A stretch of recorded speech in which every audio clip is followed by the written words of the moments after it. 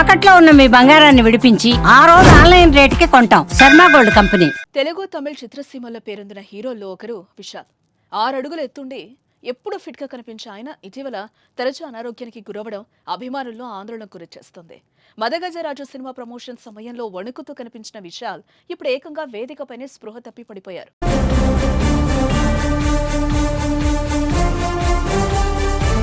తమిళనాడులోని విల్లుపురంలో కూవాకం కూంతాడవర్ దేవాలయ ఉత్సవం సందర్భంగా తిరునంగేవుల అలికి పోటీ నిర్వహించారు.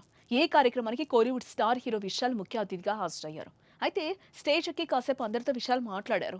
అందరూ గుమగుడి ఆప్యాయంగా పలకరించారు. కానీ కాసేపటికే విశాల్ స్పృహ తప్పి కింద పడిపోయారు. దీంతో అక్కడున్న వారంతా ఒక్కసారిగా కంగారు పడ్డారు. ప్రాథమిక చికిత్స తర్వాత అనారోగ్యం గురించి కాస్త తేరుకున్న విశాల్ తరువాత ఆసుపత్రికి వెళ్లారు. ప్రస్తుతం విశాల్ ఆరోగ్యం నిలకడగా ఉన్నట్లుగా సమాచారం.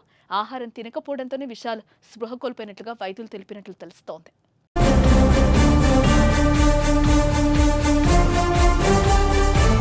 గతంలో మదగజరాజు ప్రీ ప్రమోషన్ కార్యక్రమం నుంచి విశాల్ ఆరోగ్య పరిస్థితిపై కలవరం మొదలైంది.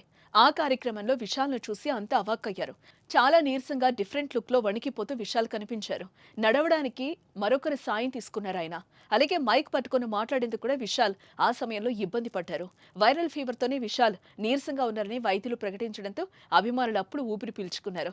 కానీ మళ్ళీ ఇప్పుడు స్పృహ తప్పి పడిపోవడంతో అసలు విశాల్కి ఏమైంది, ఎందుకు ఇలా అయిపోతున్నారు, ఏదైనా హెల్త్ ప్రాబ్లం ఉందా అనే టెన్షన్ పడుతున్నారు అభిమానులు.